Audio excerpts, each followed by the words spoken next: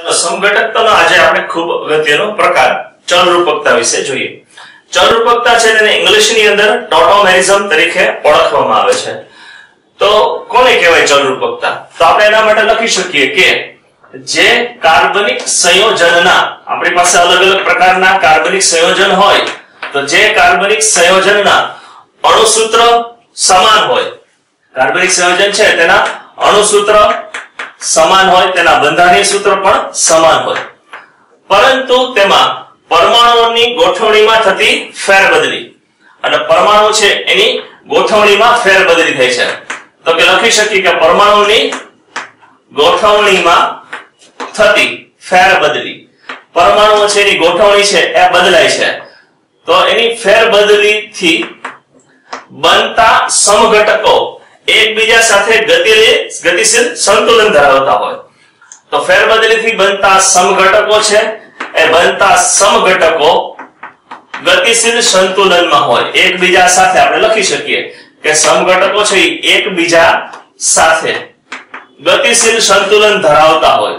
તો જો તે ગતિશીલ સંતુલનમાં હોય તો તેવા કાર્બનિક સંયોજનને એકબીજાના ચલરૂપકો કહેવામાં આવે છે અને આ ઘટના છે એને આપણે કહીએ છીએ ચલરૂપકતા.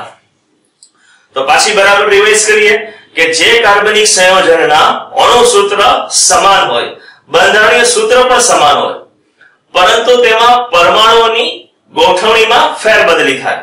તો પરમાણુની ગોઠવણીમાં થતી ફેરબદલીને કારણે બનતા સમઘટકો છે એ એકબીજા સાથે ગતિશીલ સંતુલનમાં આવેલા હોય તો તે ઘટના છે એને આપણે ચલરૂપકતા કહીએ છીએ અને આ જે કઈ પ્રકારના બંધારણો બને એને આપણે ચલરૂપકો અથવા તો ટોટોમર્સ તરીકે ઓળખવામાં આવે છે.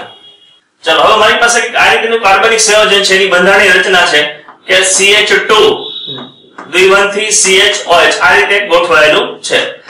હવે અહીં એક સિગ્મા અને એક પાઈ બંધ છે. પાઈ બંધ છે પ્રમાણમાં નિર્બળ હોય તો એ તૂટી શકે છે. તો હવે થાય એવું કે ભાઈ પાઈ બંધ છે એનું ઇલેક્ટ્રોન છે આ ઓક્સિજન હાઇડ્રોજન બંધ તૂટી અને કાર્બન ઓક્સિજન વચ્ચે દ્વિબંધ બને અને આ હાઇડ્રોજન છે કાર્બન પર સ્થાનાંતર પામે. તો આપણે એક બંધારણ છે આ રીતે આપણે લખી શકીએ છીએ. આ બંધારણ બને અને આપણે લખી શકીએ CH3 C double bond OH. તો જો આ બંને કાર્બનિક સંયોજન છે અને અણુસૂત્ર સરખા છે, બંનેમાં કાર્બન પરમાણુની સંખ્યા છે 2. હાઇડ્રોજન આપણે લખી શકીએ 2 3 અને 4. તો હાઇડ્રોજન છે 4 છે અને ઓક્સિજન છે 1 છે. તો આ બંને કાર્બનિક સંયોજનના અણુસૂત્ર સરખા છે. થયું શું? તો કે પરમાણુની ફેર ગોઠવણી થઈ, અહીં ઓક્સિજન અને કાર્બનની વચ્ચે દ્વિબંધ બન્યો, આ હાઇડ્રોજન છે આ કાર્બન પર સ્થાનાંતર થયો. તો એના કારણે આપણા જે બંધારણ બને છે એને આપણે કહીએ છીએ ઇથેનોલ. અને આ બંધારણનું આપણે સામાન્ય નામ આપી શકીએ છીએ ક્રિયાશીલ સમૂહને આધારે વિનાઇલ આલ્કોહોલ. તો વિનાઇલ આલ્કોહોલ છે એ એક તો દ્વિબંધ ધરાવે છે એટલે ઇન અને ઓલ. તો આ પ્રકારની બંધારણ છે એને ઇનોલ પ્રકારનું બંધારણ કહેવામાં આવે છે કે જેની અંદર બે પ્રકારના ક્રિયાશીલ સમૂહ છે. આલ્કિન છે એના માટેનો પ્રત્યય ઇન અને આલ્કોહોલ માટેનો પ્રત્યય ઓલ. તો ઇન વત્તા ઓલ એટલે ઇનોલ થશે. જ્યારે આ બંધારણ છે આલ્ડીહાઇડ છે તો આપણે જોઈ શકીએ છીએ કે આલ્ડીહાઇડ અને વિનાઇલ આલ્કોહોલ છે એ ચોક્કસ પ્રકારના દ્રાવકની અંદર બે અલગ અલગ પ્રકારના બંધારણો ધરાવે છે. વિનાઇલ આલ્કોહોલ સ્વરૂપે પણ હોઈ શકે અને ઇથેનોલ સ્વરૂપે પણ હોઈ શકે. બંને એકબીજામાં પરિવર્તિત થતા હોય છે. તો આ પ્રકારના બંધારણોને એકબીજાના ચલરૂપકો કહેવામાં આવે અને આ પ્રકારની ઘટનાને કહેવાય છે ચલરૂપકતા. હવે ખાસ ખૂબ અગત્યનું બંધારણ keto-enol ચલરૂપકતા. કેટલીક વાર બંધારણની અંદર કીટોન સ્વરૂપ અને ઇનોલ સ્વરૂપ છે એકબીજા સાથે ગતિશીલ સંતુલનમાં હોય. દાખલા તરીકે હું કીટોન તરીકે આ પ્રકારના કીટોન લઈએ છીએ, acetone CH3 C double bond O CH3. તો આ છે કાર્બનિક સંયોજન છે એ કીટોન સ્વરૂપ ધરાવે છે અને આ કીટોન છે એનું આપણે IUPAC નામ આપી શકીએ છીએ પ્રોપેનોલ. તો આ કીટોન સ્વરૂપ છે એમ ક્રિયાશીલ સમૂહમાં કીટોન છે, IUPAC નામ પ્રમાણે 3 કાર્બન એટલે પ્રોપેનોલ. તો હવે માં પરમાણુની ફેર ગોઠવણી થતી હોય અને આ પરમાણુની ફેર ગોઠવણીની અંદર આ પ્રકારની આપણે રચના ઉદ્ભવતી હોય. તો આ પ્રકારની રચના છે એમાં તમે જોઈ શકો છો કે કાર્બન છે એ બંને બંધારણમાં કાર્બનની સંખ્યા 3 છે અને હાઇડ્રોજનની સંખ્યા 6 અને ઓક્સિજન પરમાણુ 1 છે. હવે આ બંધારણમાં જુઓ તો કાર્બન છે એ પણ 3 છે, હાઇડ્રોજન છે 3 ને 2 5 અને 1 6, હાઇડ્રોજન 6 અને ઓક્સિજન 1. તો આ બંધારણ છે એ ઇનોલ સ્વરૂપનું બંધારણ છે. આપણે લખી શકીએ એનું આયુપીસી નામ લખવું હોય તો prop 1 in 2 all, prop 1 in 2 all. તો આ થયું એનું ઇનોલ સ્વરૂપ અને આ થયું કીટો સ્વરૂપ. તો આ પ્રકારની ચલરૂપકતા જેમાં કીટો સ્વરૂપ અને ઇનોલ સ્વરૂપ છે એકબીજાના ગતિશીલ સંતુલનમાં હોય તો આ પ્રકારની ચલરૂપકતા છે કે જેની અંદર કીટો અને ઇનોલ સ્વરૂપ એકબીજાના ગતિશીલ સંતુલનમાં આવેલા હોય તો તેને કહેવાય છે કીટો ઇનોલ ચલરૂપકતા. તો ચલરૂપકતાના પણ અલગ અલગ પ્રકાર પડે છે. એમાં ખાસ કરીને કીટો ઇનોલ ચલરૂપકતા છે એ જીનીટ માટે ખૂબ અગત્યનું છે. તમને આવા અલગ અલગ બંધારણો આપેલા હોય એમાં કયા પ્રકારની સમઘટકતા છે આપણે ઓળખવું પડે. તો જ્યારે કીટોન સ્વરૂપ અને ઇનોલ સ્વરૂપ એકબીજા સાથે ગતિશીલ સંતુલનમાં આવેલ હોય તો તેને કીટો ઇનોલ ચલરૂપકતા તરીકે ઓળખવામાં આવે છે અને આ થયા કીટો ઇનોલ ચલરૂપકો. તો એકદમ સરસ મજાની સારી વાત છે, આપણે રિપીટ કરી જઈએ. જે કાર્બનિક સંયોજનના અણુસૂત્ર સરખા હોય, બંધારણીય સૂત્ર સરખા હોય, પરંતુ તેમાં પરમાણુઓની ગોઠવણીમાં થતી ફેરબદલીના કારણે બનતા સમઘટક એકબીજા સાથે ગતિશીલ સંતુલનમાં હોય તો તેને કહેવાય એકબીજાના ચલરૂપકો અને આ ઘટનાને કહેવાય છે ચલરૂપકતા. એમાં ઘણીવાર આલ્ડીહાઇડ અને ઇનોલ છે એકબીજા સાથે ગતિશીલ સંતુલનમાં હોય છે, પણ ખૂબ પ્રચલિત ચલરૂપકતા છે કીટો ઇનોલ ચલરૂપકતા, જેમાં કાર્બનિક સંયોજનનું કીટોન સ્વરૂપ અને ઇનોલ સ્વરૂપ એકબીજા સાથે ગતિશીલ સંતુલનમાં હોય છે. ચાલો આના પછી આપણે ખૂબ અગત્યની રિંગ ચેન આઇસોમેરિઝમ વિશે ભણીએ. ચાલો છઠ્ઠા પ્રકારની સમઘટકતા છે એ છે રિંગ ચેન આઇસોમેરિઝમ. અચ્છા, આ રિંગ ચેન આઇસોમેરિઝમ છે ને ગુજરાતીની અંદર ચક્રીય રેખીય સમઘટકતા તરીકે ઓળખવામાં આવે છે. ચક્રીય રેખીય સમઘટકતા. તો કોને કહેશું ચક્રીય રેખીય સમઘટકતા? તો કે જે કાર્બનિક સંયોજન છે એના અણુસૂત્ર સરખા છે, બંધારણીય સૂત્રોમાં કોઈ ચક્રીય સ્વરૂપે હોઈ શકે, કોઈ રેખીય સ્વરૂપે હોઈ શકે અને અણુસૂત્ર સરખા હોય પરંતુ તેના બંધારણ છે એ ચક્રીય અથવા રેખીય સ્વરૂપે હોય તો તે કાર્બનિક સંયોજનોને એકબીજાના રિંગ ચેન આઇસોમર એટલે કે ચક્રીય રેખીય સમઘટકો કહેવાય અને આ ઘટનાને કહેવાય છે ચક્રીય રેખીય સમઘટકતા. તો દાખલા તરીકે આપણે લખી શકીએ કે કાર્બનિક સંયોજન છે એના અણુસૂત્ર સમાન છે. અલગ અલગ પ્રકારના કાર્બનિક સંયોજનના અણુસૂત્રો સમાન હોય. હવે અણુસૂત્ર સમાન છે એ તો કોમન સમઘટકતા માટે જરૂરી વસ્તુ છે.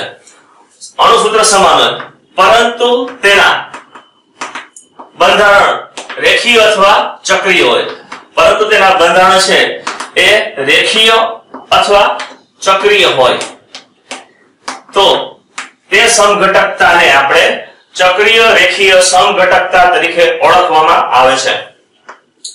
તો આપણે ખાસ લખી શકીએ કે કોઈ પણ પદાર્થનું આલ્કાઇન સ્વરૂપ છે, આલ્કાઇન એ ચક્રીય આલ્કીન સાથે સમઘટકતા ધરાવે છે. ચક્રીય આલ્કીન. ત્યાર પછી લખી શકીએ કે આપણે આલ્કીન પ્રકારનું બંધારણ હોય કાર્બનિક સંયોજનનું તો આલ્કીન પ્રકારનું બંધારણ છે ચક્રીય આલ્કેન સાથે આ પ્રકારની સમઘટકતા ધરાવે છે. ચક્રીય આલ્કેન સાથે એ ચોક્કસ પ્રકારે સમઘટક વાળું બંધારણ આપે. માની લો કે હું આ રીતનો એક આલ્કીન આપણે આપીએ છીએ. આ આલ્કીન છે CH2 ડબલ બોન્ડ CH3. તો આમાં 3 કાર્બન છે એટલે prop 1 ઇન આપણે લખી શકીએ, prop ઇન છે. તો હવે હું એનું બંધારણ આપણે આ રીતે કાપી શકીએ. આ બંધારણ મેં લખ્યું તો આ બંધારણ છે ને આપણે જ્યારે વિસ્તારથી લખી શકીએ અને આમ પણ લખી શકીએ CH2 CH2 CH2. તો જો આ બંધારણ બંનેના અણુસૂત્રો સરખા છે, બંનેના અંદર કાર્બન પરમાણુની સંખ્યા 3 અને હાઇડ્રોજન પરમાણુની સંખ્યા છે 6. તો આ પ્રોપેન બંધારણ છે અને આ છે સાયક્લોપ્રોપેન. તો સાયક્લોપ્રોપેન છે, સાયક્લોપ્રોપેન એ આની સાથે સમઘટકતા ધરાવે છે. તો બંનેના અણુસૂત્રો સરખા છે, ક્રિયાશીલ સમૂહો છે એ બંનેમાં અલગ અલગ છે, બંનેના બંધારણો છે અલગ અલગ છે. આ બંધારણ રેખીય બંધારણ છે, આ બંધારણ ચક્રીય બંધારણ છે. તો આપણે એને કહી શકીએ કે ચક્રીય રેખીય સમઘટકતા ધરાવે છે. તો આવું આપણે ઉદાહરણ આલ્કાઇન સંયોજન માટે પણ આપી શકીએ છીએ. તો ચાલો આપણે આલ્કાઇન અને સાયક્લોઆલ્કીન વાળું બંધારણ જોઈએ. તો માની લો કે મારી પાસે એક આ પ્રકારની રચના છે કે જેની અંદર કાર્બન પરમાણુ છે એ આ રીતની રચનાથી ગોઠવાયેલ છે, રેખીય રચના ધરાવે છે. તો 1 2 3 અને 4 કાર્બન વાળું આ બંધારણ છે. આ 4 કાર્બન વાળા બંધારણનું નામ આપણે આપી શકીએ છીએ બ્યુટ 1 આઇન અથવા બ્યુટાઇન તરીકે ઓળખવામાં આવે છે. હવે માની લો કે બ્યુટાઇન નું બંધારણ છે, મેં એને આ રીતના એક બંધારણ સાથે બતાવ્યું. તો તમને ઘણીવાર આ રીતના બંધારણમાં ખબર ન પડે તો આપણે એને અલગ છૂટું પાડીને લખવું જોઈએ. તો આપણે લખી શકીએ CH2 પછી CH ડબલ બોન્ડ CH. જો કાર્બનની સંયોજકતા છે 4 ની 4 જ રહેશે, નહીં 4 થી વધશે કે નહીં 4 થી ઘટશે. તો આ સંયોજનમાં કાર્બનની સંખ્યા 1 2 3 અને 4 છે. તો આપણે બંને પ્રકારના કાર્બનિક સંયોજનમાં કાર્બનની સંખ્યા 4, હાઇડ્રોજન 2 4 5 અને 6. હાઇડ્રોજન છે આના 6 છે, આ બંધારણમાં પણ 6 છે. તો આપણે લખી શકીએ કે આલ્કાઇન અને ચક્રીય આલ્કીન બંને એકબીજાને આ પ્રકારે સમઘટકો આપે છે. આ સિવાય પણ આપણે એક વિશિષ્ટ બંધારણ આપી શકીએ છીએ. માની લો કે મેં આ પ્રકારનું એક બંધારણ આપ્યું. તો આ પ્રકારનું બંધારણ છે એને આપણે કહી શકીએ છીએ મિથાઇલ સાયક્લોપ્રોપેન. આ પ્રકારનું બંધારણ જે આપણને પ્રાપ્ત થયું એ મિથાઇલ સાયક્લોપ્રોપેન પ્રકારની રચના છે કે જેની અંદર કાર્બનની સંખ્યા 4 છે અને હાઇડ્રોજન 8 આવેલા છે. તો આ બંધારણ છે એને આપણે સમઘટકના સ્વરૂપે આની સાથે આપણે રજૂ કરી શકીએ છીએ. માની લો કે આપણે આ રીતની બંધારણ આપણે રચના લખી CH2 CH2 CH2 અને CH2 સાથે જોડીએ. તો જો બંનેમાં કાર્બન છે એ 4 છે, 1 2 3 અને 4. બંનેમાં હાઇડ્રોજન છે એ પણ 8 છે. પણ આમાં એક કાર્બન છે અલગ સ્વરૂપે આવેલ છે, બંને ચક્રીય છે. બંનેમાં કાર્બન છે એમાં અલગ સ્વરૂપે આવેલ છે. આમાં 3 કાર્બન વાળું ચક્રીય બંધારણ છે, આમાં 4 કાર્બન વાળું ચક્રીય બંધારણ છે. તો આ સાયક્લોબ્યુટેન અને મિથાઇલ સાયક્લોપ્રોપેન તો એ બંને પણ એકબીજા સાથે ચક્રીય રેખીય સમઘટકતા ધરાવે છે. તો આપણે આજના લેક્ચરની અંદર બે વિશિષ્ટ પ્રકારની સમઘટકતા, એક તો ચલ રૂપકતા અને બીજું ચક્રીય રેખીય સમઘટકો વિશે ભણ્યા. આપના સૂચનો કોમેન્ટ બોક્સમાં ચોક્કસ જણાવજો. આપને લેક્ચર ગમ્યો હોય તો લાઈક કરજો અને ખાસ બીજા વિદ્યાર્થીઓને પણ જણાવજો અને સબસ્ક્રાઇબ કરવાનું ચૂકશો નહીં. મળીએ નેક્સ્ટ લેક્ચરમાં.